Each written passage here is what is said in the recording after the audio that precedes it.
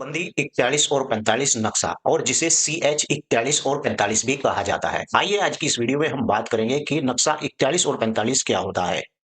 धारा 27 के अधीन यानी कि सबसे बाद में चकबंदी के दौरान नक्शा 41 और 45 बनता है और ये कैसे बनता है, इसके अंदर किस-किस रिकॉर्ड को रखा जाता है और नक्शा किस प्रकार का होता है, इस वीडियो में मैं आज आपको पूरा क्लियर कर दूंगा। तो चलिए आज की इस वीडियो को विस्तार से शुरू करते हैं, लेकिन उससे पहले आपसे गुजारिश है कि आप बहुत से यूट्यूबरों की यूट्यूब पर वीडियो देखते हैं, लेकिन आपसे गुजारिश है कि आप लोग अगर मेरी इस यूट्यूब चैनल पर पहली बार आए हैं तो कृपया चैनल को सब्सक्राइब कर लें और हाँ, वीडियो को लाइक करना बिल्कुल ना भूलें। वैसे तो हर एक यूट्यूबर हर एक टॉपिक पर वीडियो बना रहा है, लेकिन मैं जिस टॉपिक पर भी वीडियो बनाता हूं उसके बारे में पहले ही मैं आप लोगों को बता देता हूं कि मैं इस टॉपिक पर वीडियो बना रहा हूं और आपका भी कोई इसी प्रकार का मसला है तो आप वीडियो के नीचे बिल्कुल लिख सकते हैं, मैं उसे भी टॉपिक बनाकर वीडियो बना दूंगा।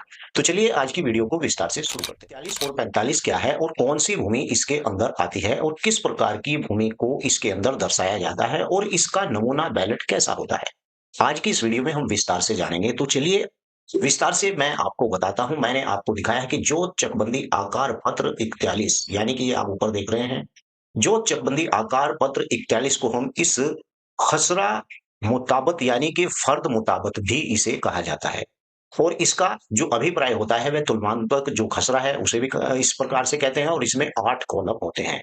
वैसे मैं आपको दिखा दूं कि इस प्रकार का ये खसरा होता है जो आप आपने सामने देख रहे हैं, यानी कि इस प्रकार का ये खसरा यानी कि मुताबत होता है और आपको इस बात की जानकारी होना बहुत ही जरूरी होता है कि इसके अंदर 8 कॉलम होते हैं और CH 41 तुलनात्मक यानी कि इसे तुलनात्मक यानी कि खसरा इसमें नए गांठे से खसरा तैयार किया जाता है और इससे यह भी उल्लेखित किया जाता है कि किन-किन पुराने गांठों से बना CH 41 जो चकबंदी यानी कि आकार पत्र 41 और खतरा मुताबक यानी कि ये जो एक फ़र्द बनाई जाती है और उस फ़र्द के मुताबिक सहायक चकबंदी और चकबंदीकर्ता यानी कि इसकी परिगणना करते हैं और साथ ही जांच समाप्त हो जाने के पश्चात लेखपाल चकबंदी यानी कि आकार पत्र 41 एक नक्शा बनाता है जिसे CH 41 कहा जाता है और इसमें नए गांठों जो नए खसरा नंबर होते हैं उनको इसमें दर्शाया जाता है और इसकी 2 प्रतियां बनाई जाती हैं। मैं आपको बता दूं कि इसकी 2 प्रतियां बनाई जाती हैं और प्रथम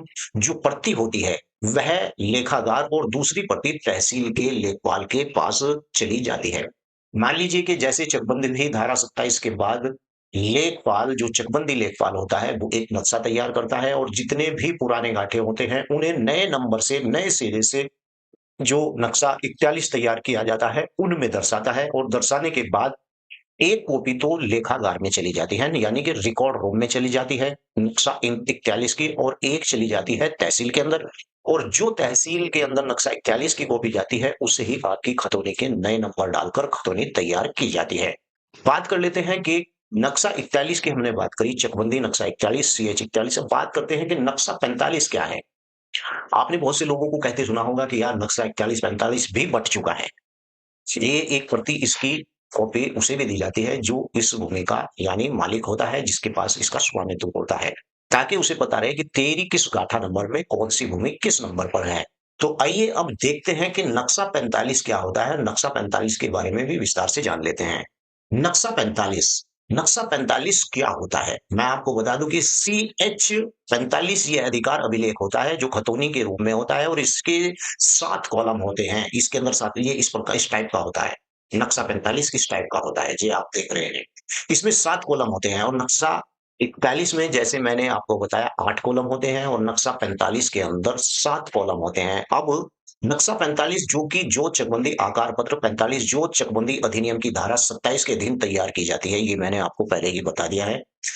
यह अधिकार अभिलेख उत्तर प्रदेश जो चकबंदी अधिनियम 1953, क्योंकि जब चकबंदी लागू होती है तो चकबंदी का नियम ही उत्तर प्रदेश जो चकबंदी 1953 वैसे लागू हुआ 1954 के अंदर। कल मैंने इस पर वीडियो बनाई थी और मेरे आज भी याद है। धारा 27 तथा उसके अधीन यानी कि बनी नियमावली का नियम 97 के अनुसार 2 प्रति तैयार की जाती हैं। जैसे कि मैंने आपको बताया कि नक्शा 41 की भी 2 प्रति तैयार की जाती है और नक्शा CH 45 की भी धारा 27 के मुताबिक 2 प्रतियां तैयार की जाती हैं।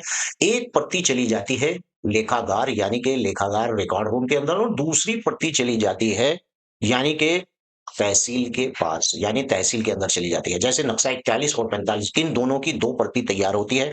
एक प्रति चली जाती है रिकॉर्ड रूम में ताकि आपको भविष्य में अगर रिकॉर्ड रूम से इस प्रकार की ज़मीन के बारे में जाँच कर रहे हैं तो आप वहाँ से भी निकलवा सकते हैं। कुछ लोग मुझे मेरे चैनल पर आकर कहते हैं कि अकरम भाई हमें पता नहीं कि हमारी ज़मीन का कहाँ से रिकॉर्ड निकलेगा। तो ये चकबंदी के दौरान नक्शा 41-45 रिकॉर्ड रूम में भी जाते हैं और तहसील के अंदर भी ये जाते हैं, जिससे कि आपकी खतौनी तैयार होती है।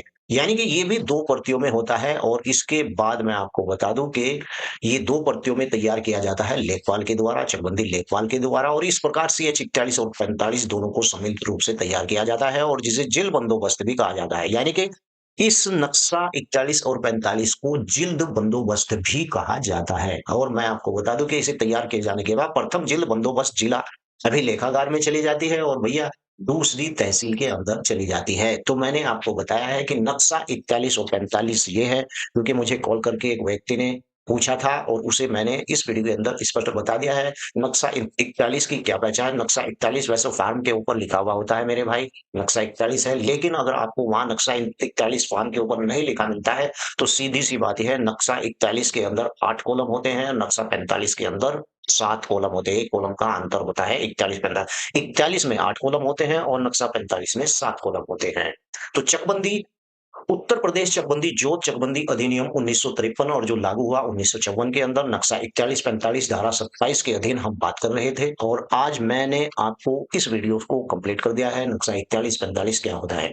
आपका भी अगर इसी प्रकार का कोई सवाल है तो आप मुझे यानी कॉल कर सकते हैं या फिर मेरी इस वीडियो के नीचे लिख सकते हैं और अगली वीडियो मैं बंजर भूमि के ऊपर बनाऊंगा जल्द ही आप लोगों के सामने आ जाएगी।